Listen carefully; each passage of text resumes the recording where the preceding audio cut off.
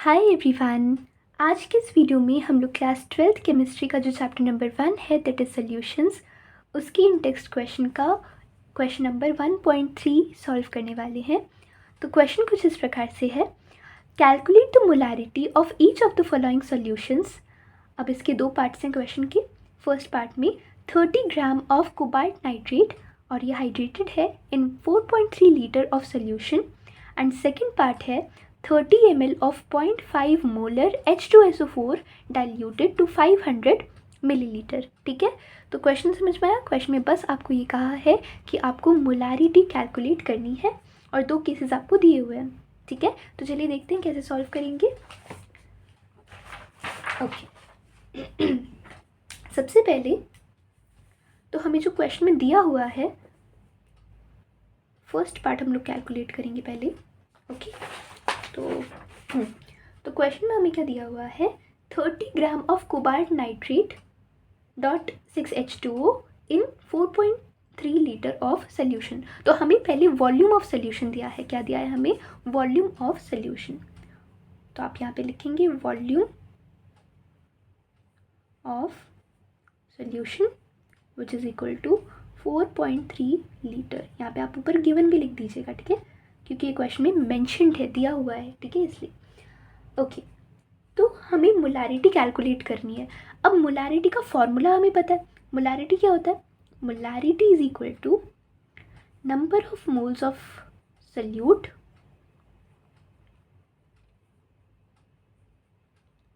Divided by volume of solution, volume of solution in litres. ये formula होता है, ये हमें पता है, ठीक है। एग्जाम में आप इसे बॉक्स में बना के आएंगे, ठीक है सॉरी। तो ये फॉर्मूला हमें पता है, ठीक है। ओके तो हमें कोबाल्ट नाइट्रेट दिया हुआ है, ठीक है। हमारे पास वॉल्यूम है, वो क्वेश्चन में हमें गिवन थी। हमें क्या फाइंड करनी है? नंबर ऑफ मोल्स, ठीक है। तो नंबर ऑफ मोल्स कैसे मिलते हैं? मास अपॉन मोलर मास से, राइट। तो मास क्या होगा? क्योंकि मोलर मास तो हम लोग कैलकुलेट कर लेंगे, मास भी हमें इवन दिया हुआ है, ठीक है। तो मास हमें दिया है, यहाँ पे हम लोग लिख लेंगे मास ऑफ या weight of, mass of solute which is cobalt nitrate that is given to us as 30 gram, right. तो बस हम मोलार मास कैलकुलेट करेंगे और बस उन चीज़ों को यहाँ पे पुट कर देंगे तो मोलारिटी मिल जाएगा, ठीक है। तो मोलार मास ऑफ, हम यहाँ पे लिखेंगे molar mass of cobalt nitrate, ठीक है। कैसे निकालेंगे? फॉर्मूला आपको आपको सबकी मोलर मासेस इंडिविजुअल पता होनी चाहिए, ठीक है, तभी आप नेट मोलर मास कैलकुलेट कर पाओगे। तो कोबाल्ट नाइट्रेट का कुछ 58.9 अप्रॉक्सीमेट होता है, तो उसको हम लोग अप्रॉक्सीमेटली 59 मान के चलेंगे, ठीक है। तो ये 59, ठीक है, प्लस सॉरी नाइट्रोजन का होता है 7, 2 बार है तो 14, ठीक है। वैसे ऑक्सीजन का होता है कितना? 16, और क्योंकि 6 बार है तो कितना हो जाएगा? 16 into 6 is what? 96, right? So 96, right? Plus 6 और 2 12, so यहाँ पे 12 हो जाएगा, है ना। 12 हाइड्रोजन प्लस 6 ऑक्सीजन, अभी देखा 96। क्लियर? समझ में आया कैसे किया? फिर से बताती हूँ। कोबाल्ट का जो मोलार मास होता है वो होता है 59। एग्जाम में आपको दिया होगा, अगर मतलब आपके जो स्कूल एग्जाम होंगे या जो बोर्ड का एग्जाम होगा उसमें वो मेंशन करेंगे, ठीक है, मेंशन करेंगे। तो कोबाल्ट का होता है 59, नाइट्रोजन 2 बार है तो इसलिए 14, ऑक्सीजन 6 बार है, 3 2 is 6, तो ऑक्सीजन 6 बार है, सो ऑक्सीजन का होता है 16, तो 16 into 6 times that is 96, plus sorry hydrogen का हो जाएगा 12 एंड ऑक्सीजन का हो जाएगा 96। ओके तो इसको जब आप लोग कैलकुलेट करोगे, ऐड करोगे, तो ये कुछ अप्रॉक्सीमेटली आता है, क्योंकि मैंने ये सब कैलकुलेट करके रखा था, तो ये कुछ आता है 277 ग्राम मोलर मास, ठीक है। सॉरी एक्चुअली मेरी तबीयत कुछ दिनों से ठीक नहीं थी, तो उसके लिए तो ये समझ में आ गया आपको कि मोलर मास हमने कैसे कैलकुलेट किया। अब बस ये वैल्यूज़ को आप लोग पुट करेंगे और आपको आपका आंसर मिल जाएगा। सो देयरफॉर मोलारिटी, मैं कैपिटल एन से लिख रही हूँ यहाँ पे, is equal to number of moles, क्या लिखेंगे? तो given mass which is 30 upon molar mass which is 277 divided by volume which is 4.3 litre में है ना। तो ये हो जाएगा 30/277 इंटू 43 और ऊपर 10 चला जाएगा। It is 300/277 into 43। तो जब मैंने कैलकुलेट किया था तो ये कुछ आया था 300/1111 एंड इसको जब आप कैलकुलेट करें तो अप्रॉक्सीमेटली जो आंसर आने वाला है वो आने वाला है 0.02 मोलर, है ना। मोलारिटी कैलकुलेट कर रहे थे, तो दिस इज़ योर आंसर। ठीक है, फर्स्ट पार्ट का आंसर आपके पास आ गया which is equal to 0.02 molar. Clear, समझ में आ गया। क्या किया हमने, कुछ नहीं किया। क्वेश्चन में हमें पूछा था कि मोलारिटी कैलकुलेट करना है, हमें वॉल्यूम दिया हुआ था, ठीक है, और हमें सॉल्यूट का मास दिया हुआ था, तो हमने सॉल्यूट का मोलर मास निकाल लिया। ठीक है, हमें पता है कैसे निकालते हैं, तो मोलर मास आ गया, मास हमें दिया हुआ था, वॉल्यूम दिया हुआ था, बस जो फॉर्मूला हमें पता है उसमें रख दिया और हमें हमारा आंसर मिल गया। So that was the first part. अब हम लोग सेकेंड पार्ट करेंगे, बी वाला।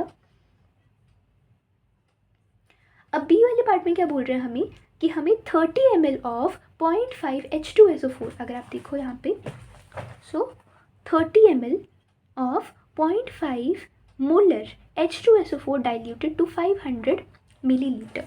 अब यहाँ पे डाइल्यूटेड शब्द का प्रयोग हुआ है, तो यहाँ पे आपको एक चीज़ याद रखने में यहाँ पे लिख भी रही हूँ रेड पेन से कि in case of dilution you have to remember that. Okay, so in case of dilution, in case of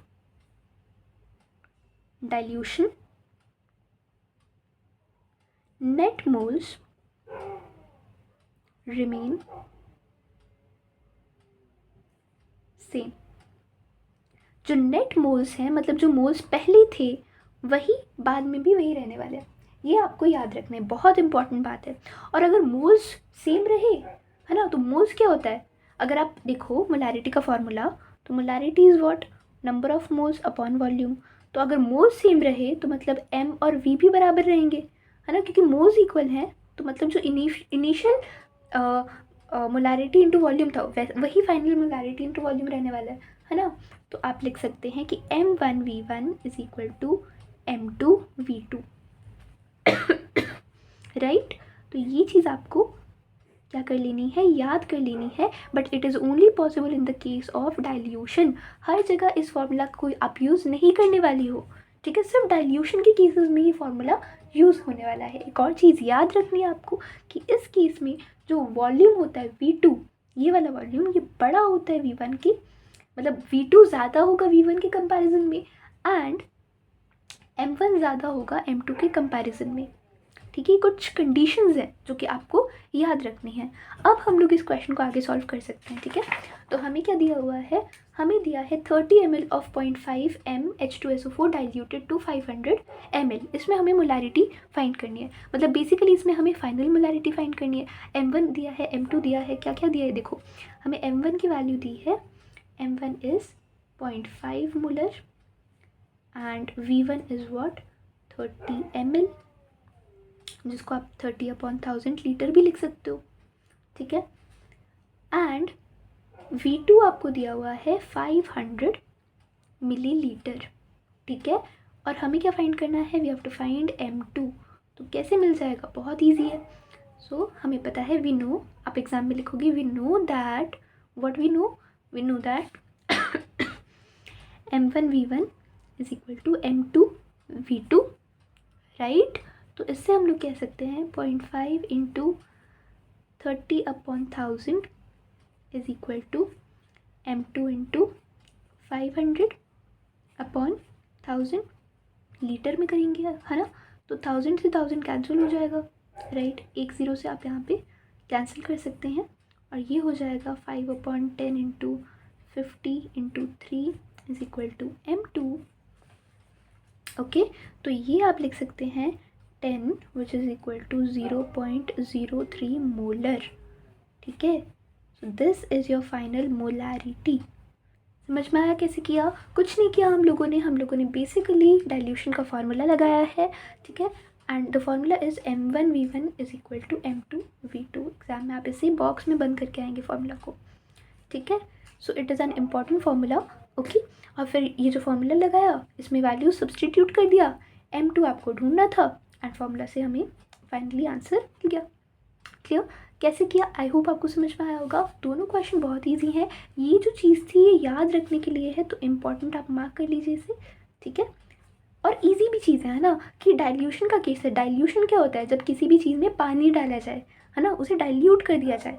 concentrate करने का मतलब जब किसी चीज़ से पानी निकाला जाए, ठीक है। तो जब डाइल्यूशन का केस होता है तो जो मोल्स होते हैं, इनिशियल मोल्स और फाइनल मोल्स इक्वल रहते हैं।